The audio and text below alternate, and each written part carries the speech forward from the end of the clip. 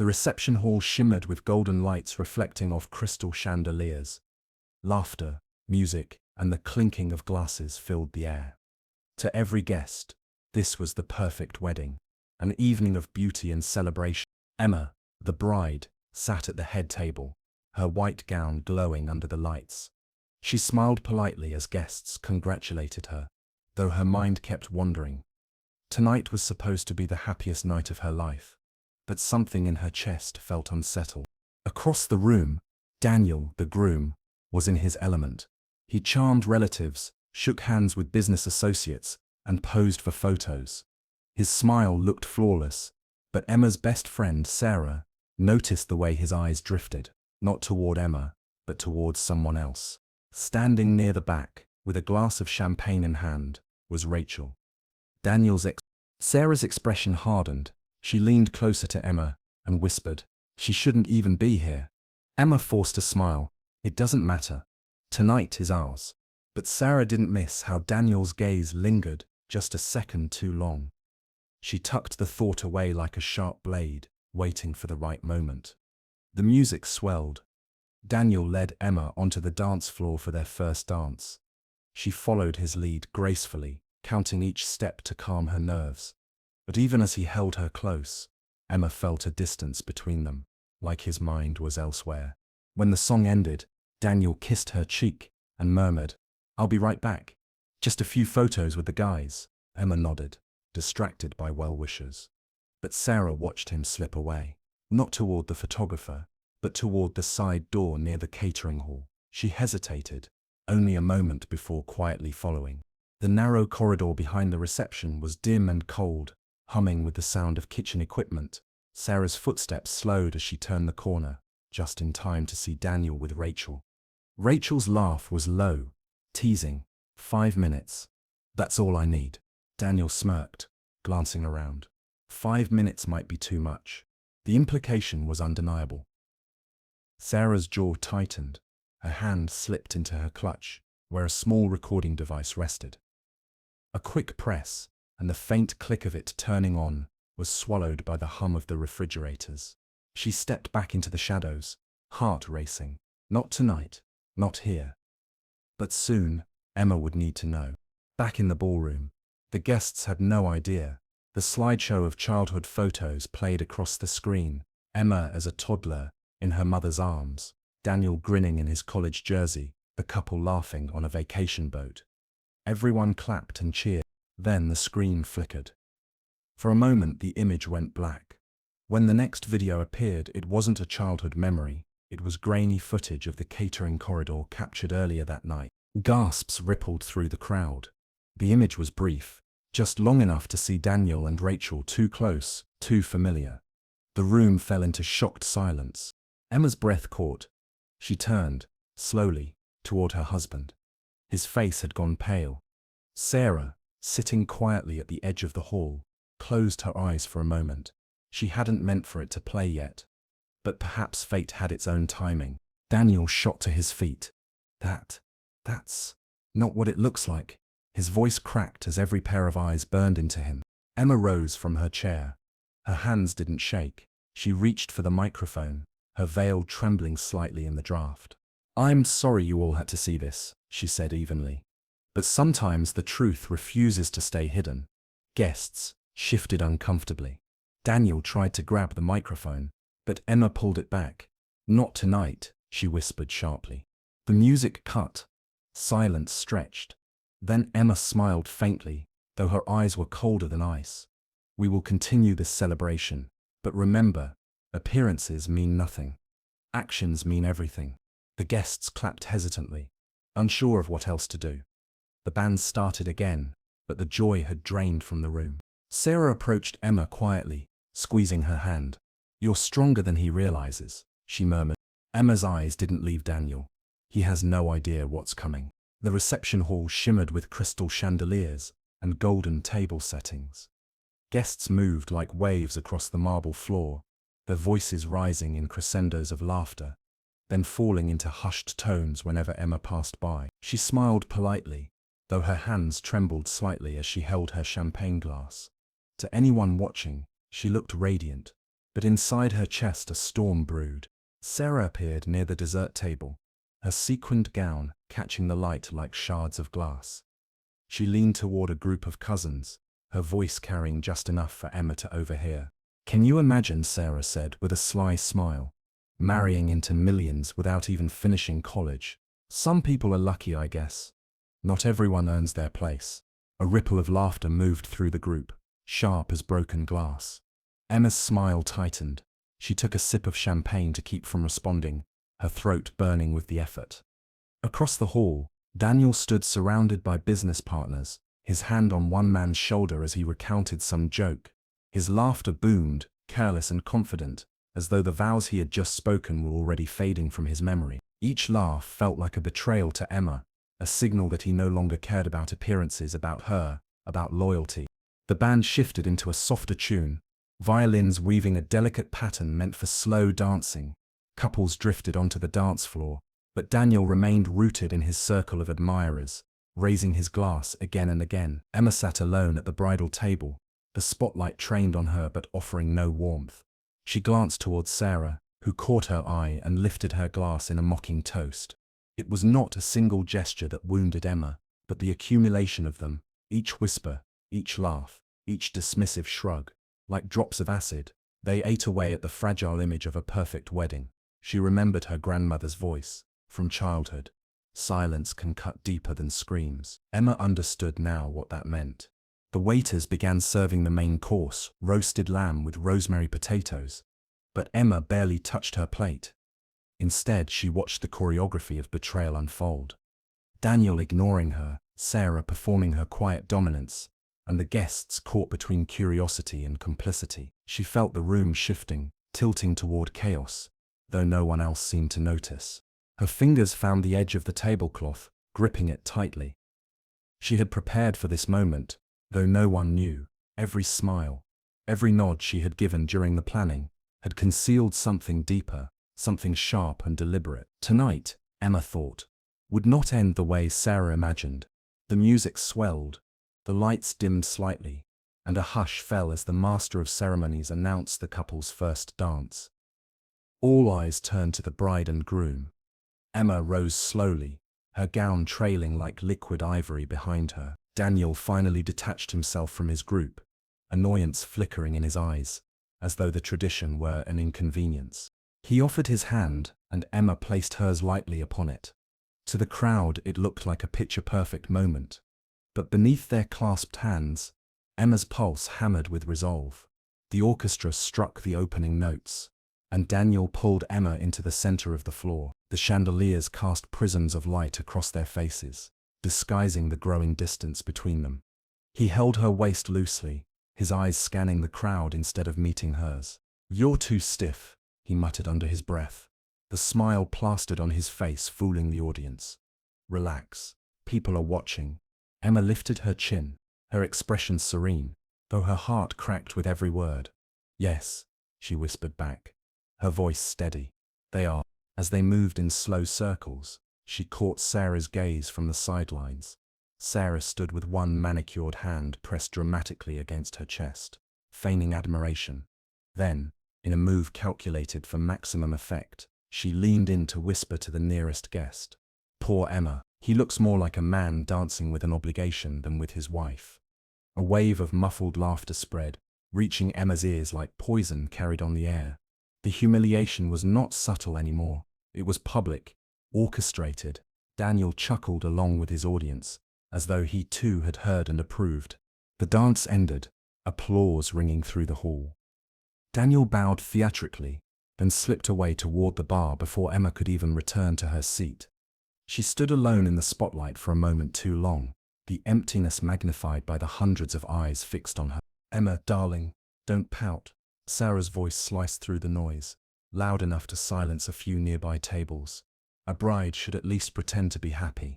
Gasps followed. Some guests looked away, embarrassed, while others leaned forward, hungry for more. Emma turned slowly, her face still calm, her eyes unreadable. Sarah smiled, confident that she had won. But Emma only nodded once, as if acknowledging the rules of a game no one else understood.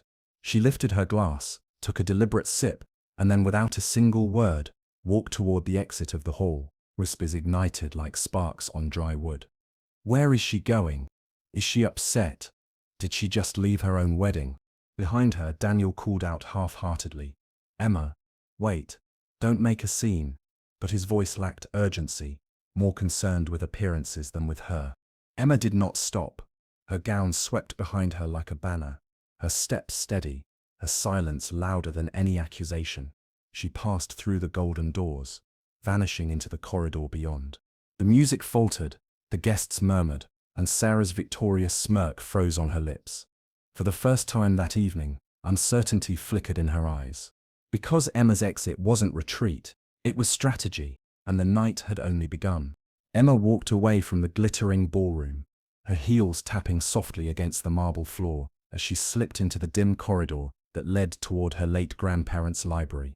Each step she took seemed heavier, as if the very walls of the mansion were holding their breath. Laughter and music from the celebration faded behind her, replaced by the hushed silence of the East Wing.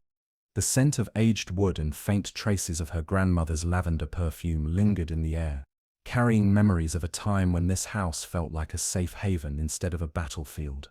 The door to the library stood tall and imposing, its brass handle cool beneath her trembling hand. She pushed it open, and the familiar creak of the hinges echoed like an old friend whispering secrets. The room greeted her with shelves that stretched to the ceiling, filled with leather-bound volumes, family portraits, and the faint glow of moonlight filtering through the stained glass windows. Dust motes drifted lazily in the air, dancing like fragile memories. Emma's eyes fell upon her grandfather's oak desk, where an envelope lay conspicuously in the center, as though placed there for her, and her alone. Her heart hammered in her chest. She approached slowly, each step deliberate. The envelope bore her name, in delicate handwriting. She recognized instantly, it was her grandmother's. Her fingers shook as she tore it open, revealing a letter and a smaller notebook. The letter spoke of loyalty, resilience, and a reminder that wealth was never the true measure of family. It hinted that someone at the gathering had already betrayed the family's trust long ago, and tonight would be the night the truth finally surfaced. The notebook was filled with notes, observations of past interactions, careful documentation of manipulation and greed. Emma's breath caught in her throat. This was not just a keepsake, it was a weapon, the kind her grandparents had left her intentionally. Tears welled in her eyes, not only from grief, but from the sudden surge of strength rising inside her. She pressed the notebook against her chest, feeling a strange connection to the generations who had stood before her, who had fought their own battles of loyalty and betrayal within these same walls. The faint echo of music from the ballroom reached her ears again, reminding her that time was slipping away. She straightened her shoulders, wiped her cheeks, and whispered to the room, "I will not let their legacy be stolen." When Emma returned to the ballroom, the atmosphere had shifted. The laughter sounded sharper, conversations filled with a nervous undercurrent. Eyes turned to her as she entered, her expression transformed. The timid young woman who had hesitated at the edge of the dance floor was gone. In her place stood someone poised, resolute, carrying an unseen fire. Daniel noticed first. His jaw tightened as he caught sight of the notebook tucked discreetly under her arm. He muttered something to Sarah, whose smirk faltered for just a second. Emma stepped further into the room, and the guests seemed to part instinctively, creating a path toward the center. Whispers rippled across the room, words like inheritance, secret, and betrayal weaving through the crowd. Sarah's laughter rang out unnaturally loud, an attempt to mask her unease. Daniel placed a hand on her arm, trying to steady her, but his own eyes betrayed the panic beginning to churn inside him. They both knew Emma had uncovered something, though they could not yet guess how much. With calm determination, Emma lifted her chin and addressed the room. Her voice, though soft, carried a power that silenced the music and drew every gaze toward her. "Tonight was meant to honor family," she began, her eyes sweeping the hall. "But family is not measured by appearances or by words whispered in private. It is proven by actions, by loyalty when no one is watching, by love when it cost you something." The silence that followed was deafening. Sarah's painted smile froze, Daniel's hand curled into a fist, and Emma felt the momentum shift in her favor. The battle lines had been drawn, The study fell silent after Emma closed the old leather-bound journal. Everyone present seemed to breathe a little faster, as if the room itself had shifted. The air smelled faintly of aged paper and dust, heavy with secrets too long buried. Matthew adjusted his glasses, but said nothing, his silence almost more damning than words. Across the table, Richard's fists clenched so tightly the knuckles turned bone white. His voice broke the quiet, sharp and cutting. So this is it? Scribbles in a diary? That's what you're going to use against us? Emma met his glare. These aren't just scribbles. Grandma Elizabeth wrote everything down. Dates, conversations, names. Every time you demanded money. Every time you insulted them. Every time you pretended to care just long enough to ask for something. Her words landed like stones dropped into still water. The ripples spread through the family, each person reacting differently. Jason laughed nervously, shaking his head. This is ridiculous. Who even cares about what some old woman wrote in her diary? She probably mixed things up. She was practically ancient. Dorothy, who had been standing quietly in the corner, finally spoke.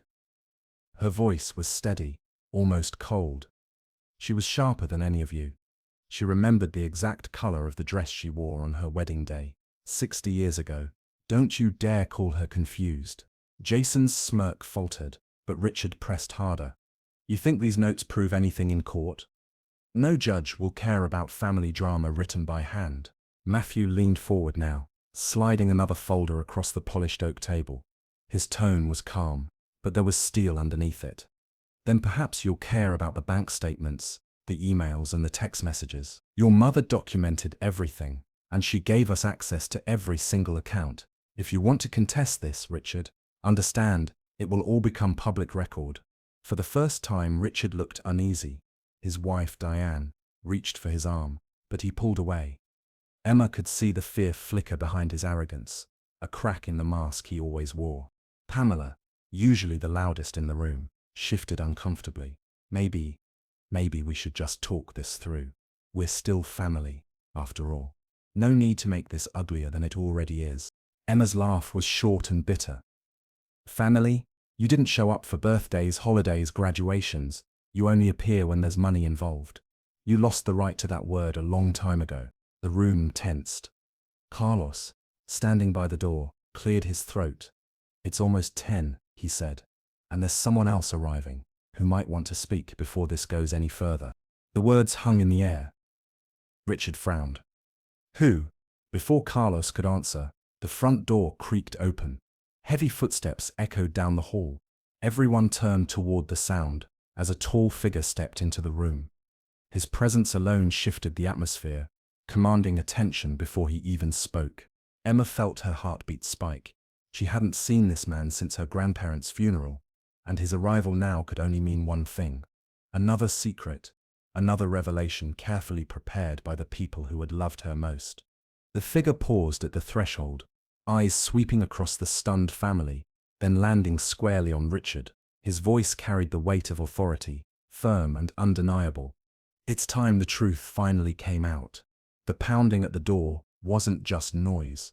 It was a declaration of war. Natalie's heart leapt into her throat as she gripped the doorknob, her mind whispering her grandparents' words. Strength is measured not by the absence of fear, but by standing firm despite it. When she opened the door, Richard stormed in with the force of a man convinced the world owed him everything. His suit jacket hung unevenly, his tie loose, but his eyes burned with authority he no longer possessed. Diane followed, her heels clicking sharply across the floor, her face painted in a mask of cold serenity. Jason was next, a storm in human form, youthful arrogance colliding with simmering rage. Finally, Pamela slipped inside, her lips pursed into a cruel smile, shutting the door behind them, with a deliberate slam that made Natalie flinch. Richard wasted no time. He planted himself in the center of the room like a conqueror, reclaiming stolen land. You think you've beaten us, because of some pieces of paper. His voice was thunder, shaking the air. My parents' blood runs through me, not you. Everything they had, the business, the house, the fortune, was meant for me. You're nothing but a placeholder, a little teacher playing dress-up with millions you don't understand. Natalie's throat tightened, but she lifted her chin. They left it to me because they trusted me. Richard's eyes narrowed, flashing with contempt. No, they left it to you because you tricked them, manipulated them. A naive old couple, blinded by your fake devotion. Don't think for a second the world won't believe it. All it takes is one reporter, hungry for a scandal. Tomorrow's headline: greedy granddaughter brainwashes elderly millionaires. Your reputation will be ash before the ink dries. Diane stepped forward, her perfume choking the air, her voice dripping with venom. And once the public turns, no one will defend you. Those lawyers, those so-called friends of your grandparents, they'll vanish. They won't risk their careers for a girl clinging to stolen wealth. She smiled faintly. You'll be alone, utterly alone. The words pierced Natalie like daggers. For a moment, she felt 12 years old again, standing in her childhood bedroom, listening to her parents argue about money while she pressed her hands over her ears. Jason's fist slammed down on the dining table, rattling the crystal glasses. His grin was manic, his voice unhinged. I don't care about your speeches. I want my share now. Either you sign those documents, or I'll make sure you don't sleep another night without wondering who's at your door. You think you can lock us out? We'll find ways in. We'll make this house a prison. Natalie's stomach turned. She forced herself to keep her voice steady. This house is mine. My grandparents. Your grandparents are dead. Jason spat, cutting her off. And the only reason they favored you is because you played the obedient little granddaughter, while the rest of us lived in reality. Well, guess what? Reality is here, and reality says money belongs to power. We are power. You're just a scared little girl hiding behind lawyers. Pamela finally spoke, her tone calm but laced with poison. You think your allies will protect you? Please. Loyalty lasts only as long as the money flows. We know every trick in the book, how to buy silence, how to twist stories, how to turn your strongest supporters into your worst enemies. All it takes is the right offer. Do you really think that handyman, that housekeeper, that attorney of yours would turn down a fortune to step away from you? Natalie swallowed hard. Doubt clawed at the edges of her resolve. But she remembered her grandmother's journals, those pages filled with proof of years of manipulation, betrayal, and lies. Her grandparents had prepared her for this. She wasn't as alone as Pamela wanted her to believe. Richard leaned closer until his shadow fell across Natalie. This is your last chance. Sign it all over. The house, the business, the assets. You'll get a small allowance, enough to live your modest little teacher life. Or, he paused, letting the silence sharpen like a knife. We take it by force, through the courts, through the press, through every channel you can imagine. And when we're done, you'll wish you had listened. Natalie felt her knees weaken, but she steadied herself on the back of a chair. Her voice, though soft, carried through the room. You don't scare me anymore. For a long moment, silence hung heavy. Jason tilted his head, studying her like a predator, considering its prey. Then he leaned forward, a slow, sinister smile curling across his lips. You should be scared. Because tomorrow, the talking stops. Tomorrow you'll learn what family does to traitors. He dragged his finger across his throat in a grotesque gesture before turning for the door. Diane's eyes gleamed with icy contempt. You think you've won because you have their money. But when this house falls silent, don't expect anyone to hear you scream. The family filed out, one by one, their threats clinging to the air like smoke. The slam of the door echoed through the house, rattling the windows, as if the very walls were warning her. Natalie stood frozen in the silence, her chest heaving. Every tick of the grandfather clock sounded like a countdown, every shadow in the corners of the room stretching longer, heavier. And she knew this wasn't just about inheritance anymore. Tomorrow wasn't a dispute. Tomorrow was war. Natalie locked the door the moment her family left, sliding the heavy bolt into place, as if it could hold back more than just intruders, as if it could hold back the tidal wave of dread swelling inside her chest. The silence that followed was unbearable.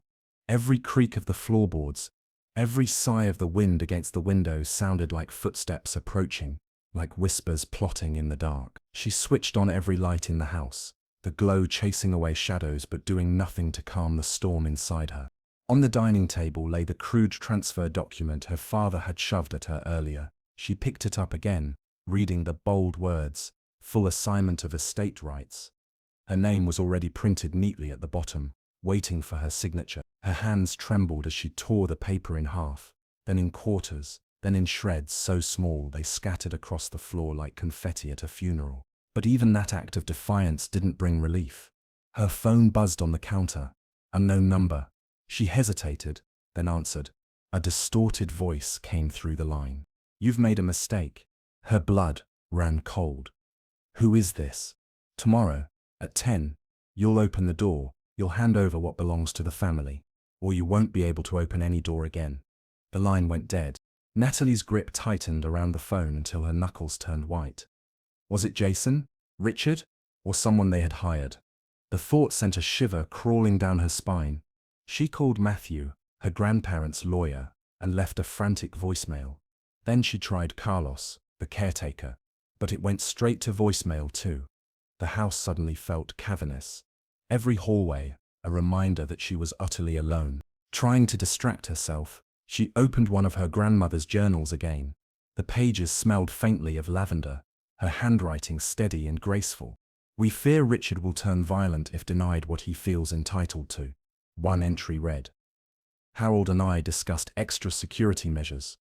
But we believe, in the end, Natalie's strength will be her shield.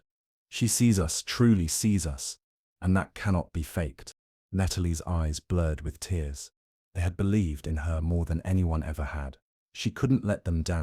Her thoughts were interrupted by the sudden screech of tires outside. She rushed to the window and peered through the curtains. A car idled at the end of the driveway, headlights off, engine rumbling in the dark. She froze. The car didn't move for several minutes. She couldn't see who was inside. Then, as suddenly as it appeared, it reversed down the road and disappeared into the night. Natalie staggered back from the window, her pulse hammering. Her phone buzzed again, this time a text message. No name, just a number. "We see you. We always see you." Her knees buckled, and she dropped onto the couch, the phone slipping from her hands. She wanted to scream, to call the police, to run. But she knew that was exactly what her family wanted, to break her resolve, to corner her into surrender. Instead, she whispered into the empty room, her voice trembling but fierce. "You'll never take what they gave me."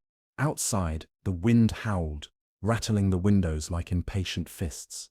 Natalie closed her eyes, clutching her grandmother's journal to her chest, and waited for morning, knowing it would bring not peace, but war. Finally, the night was colder than usual, the kind of cold that seeps into your bones and makes every sound echo sharper than it should. Natalie sat in the living room of her grandparents' old house, now hers, the fireplace burning low. She knew they would come. The threats had been too clear, too loud to ignore. Tonight wasn't just another argument, it would be the storm she had been preparing for.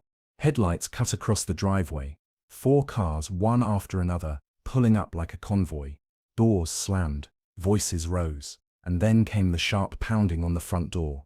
Natalie didn't move at first. She let them knock, let the tension build until their impatience boiled over. Finally she rose, her footsteps steady. When she opened the door, the entire family stood clustered together, her father at the front, jaw set, her mother with that thin smile that was more a blade than warmth, her brother Jason smirking like this, was already won, and Aunt Pam with her arms folded tightly, as if she were ready for war. Finally, her father growled. "Are you going to make us stand out here like beggars, or will you let your family inside their own house?" Natalie leaned against the doorframe, unshaken. "Correction. My house, and you're not invited." Jason scoffed. "You've really lost it, sis. Do you think you can just hide behind a lawyer and a piece of paper? We're your family. This house, that money, all of it, it belongs to us too." Natalie let the silence stretch before stepping aside. "Fine, come in. But remember, you asked for this." They filed in, their expensive coats brushing past her, their perfume and cologne invading the space that still smelled faintly of lemon polish and old books. Natalie closed the door and locked it behind them, the click echoing like a gunshot. Her mother took in the room with sharp eyes. "So this is what you've been clinging to? An empty house filled with ghosts. You think these walls will protect you when the truth comes out?" Natalie turned, her expression unreadable. Truth has a funny way of showing up exactly when it's needed. Her father stepped closer, looming over her like he had when she was a child.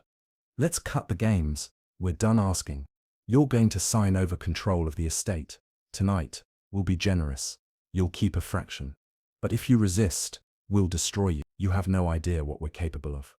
Natalie held his gaze without flinching. I know exactly what you're capable of. That's why I'm ready. Jason pulled out his phone, smirking. Ready? Please. You're alone, Natalie. No one's coming to save you. You'll hand it over, or tomorrow morning everyone will know the truth. That you manipulated two dying old people into giving you everything, Pam added sharply.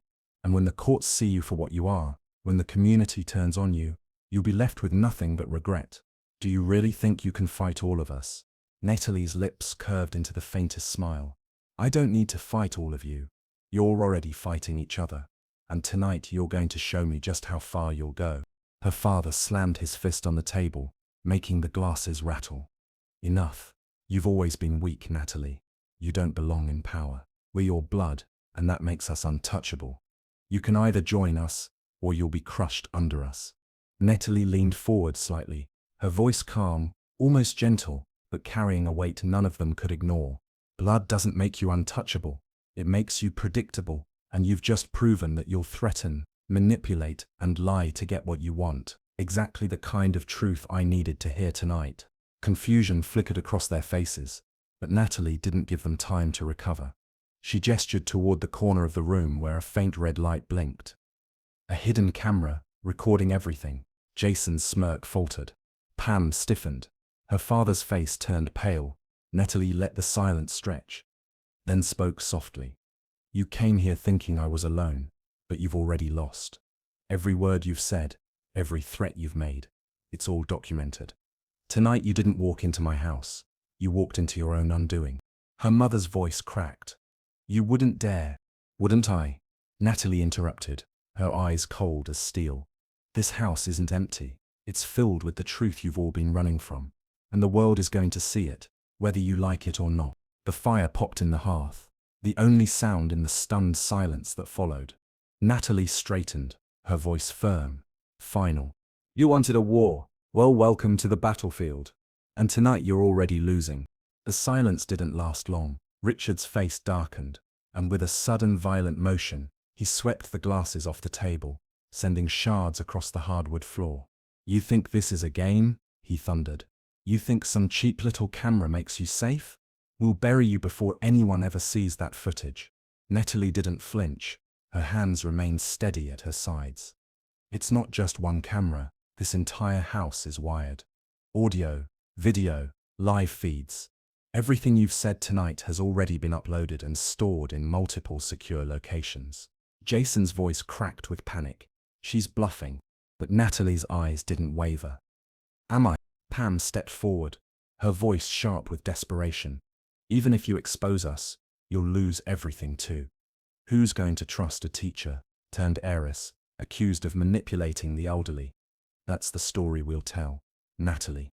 And people believe the loudest voices, not the truest ones. Natalie tilted her head. Then maybe you should start worrying about who's listening right now. At that moment, the front door opened, not slammed but pushed calmly, deliberately. Matthew, the family attorney, walked in, followed by Judge Henderson and Chief Williams, the police chief. Behind them trailed Rosa Martinez and Carlos, the estate manager. The color drained from Diane's face. You set us up. No, Natalie corrected, her voice clear. You set yourselves up. I just gave you the stage. Richard turned on Matthew, his voice low and furious. You think you can interfere in family business? You're just a lawyer. Matthew adjusted his glasses, his tone almost bored. Actually, I'm the executor of Harold and Elizabeth's estate, which means tonight, I'm not interfering. I'm witnessing. Chief Williams stepped forward, her badge catching the firelight. And I'm here to ensure no crimes are committed in this room. Threats, coercion, attempted extortion. Those are crimes in case you've forgotten. Jason's bravado cracked completely. This is insane. You can't just gang up on us. Natalie looked at him coolly. Funny. That's exactly what you tried to do to me. The judge cleared his throat, his voice steady and commanding. I have reviewed the Alexander's will, the accompanying journals, the video testimonies, and the medical clearances affirming their competence. Richard, Diane, Pamela, Jason, you were all explicitly disinherited. That is not open for debate. Any attempt to intimidate Natalie into relinquishing her rights constitutes not only moral failure, but legal wrongdoing. Tonight's performance has provided more than enough evidence. Richard slammed his fist against the mantel, his voice breaking with rage. You're siding with her because she's weak, because she plays the victim. But you know the truth. Blood should matter. Judge Henderson's voice dropped lower. Blood is not ownership. You failed your parents in life. Tonight you failed them again in death. Pam broke into bitter laughter. So that's it. We just walk away while she gets everything. Natalie finally stepped forward, closing the space between them, her voice firm but calm. No, you don't just walk away. You live with the truth that you traded family for greed, that when the time came to show love, you chose threats, and when you had the chance to honor legacy, you chose betrayal. That's your inheritance now, the shame you can't escape. Her words hung in the air like a verdict.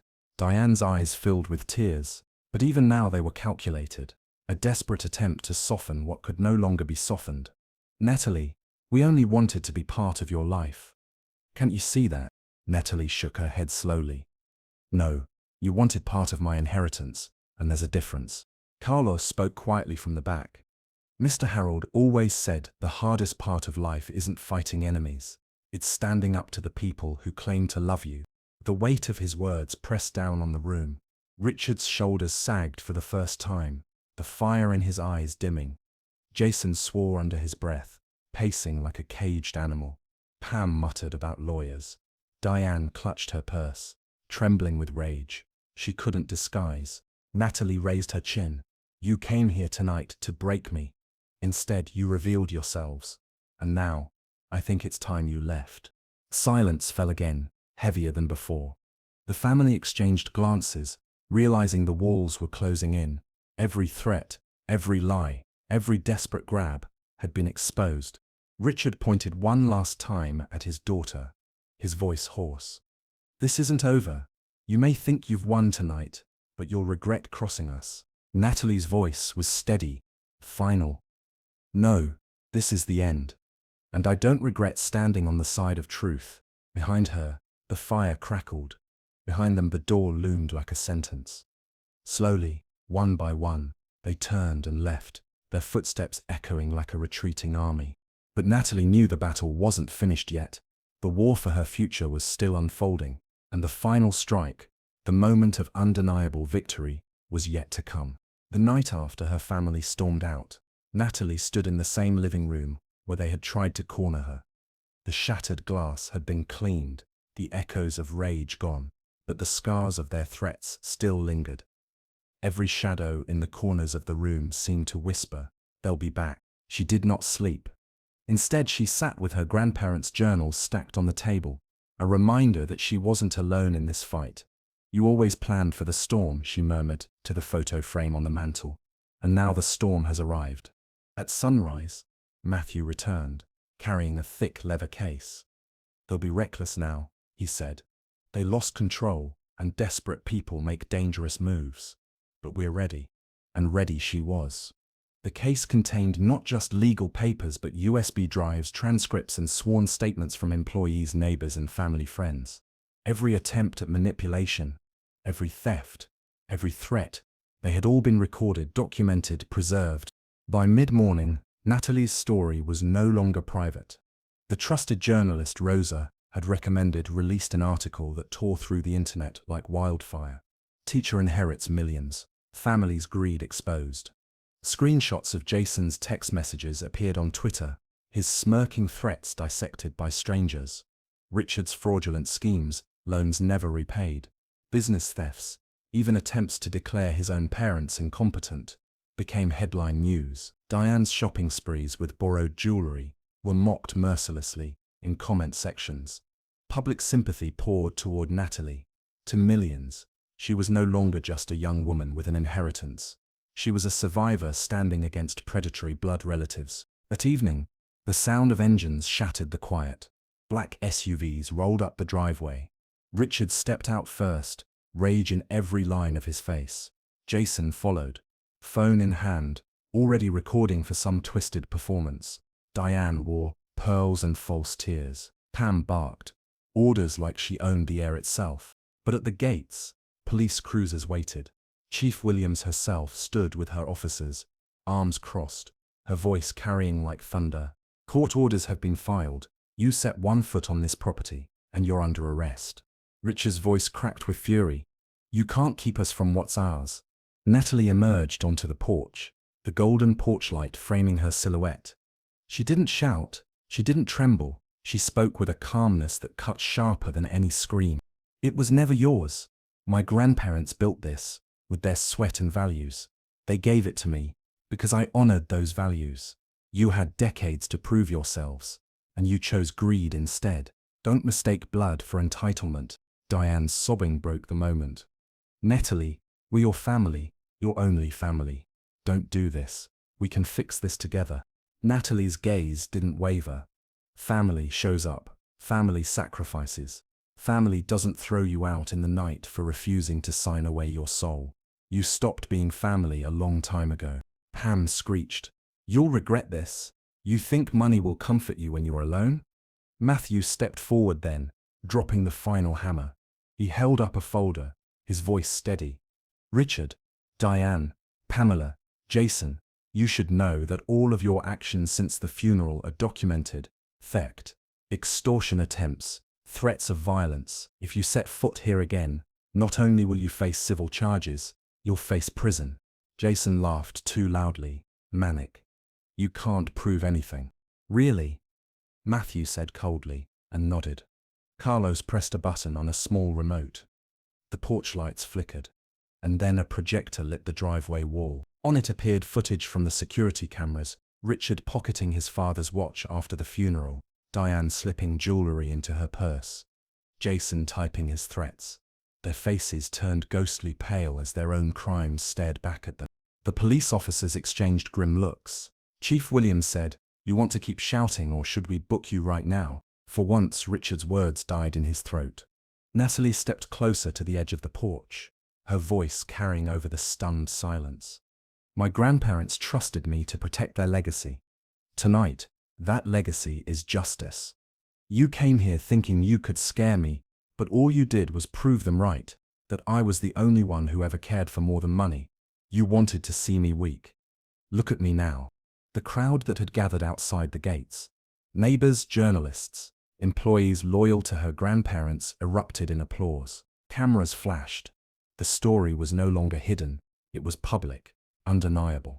The police escorted Richard and the others away, their protest drowned out by the chorus of clapping and jeering from onlookers. When the gates closed behind the flashing lights, silence fell again, but this time it was victorious. Natalie turned back toward the house, where Rosa, Carlos, Dorothy and Judge Henderson stood waiting. They didn't cheer. They didn't need to. The victory was written in the air itself. Natalie placed a trembling hand on her grandparents' photo. Her voice was soft, but steady. It's over. I kept my promise, and for the first time since their deaths, she felt the crushing weight lift, not just of inheritance, but of expectation, of betrayal, of fear. The fortune had been money. But the true inheritance was strength. Strength to face betrayal without breaking. Courage to fight with truth instead of vengeance. And wisdom to know that sometimes the loudest victory is the quietest peace.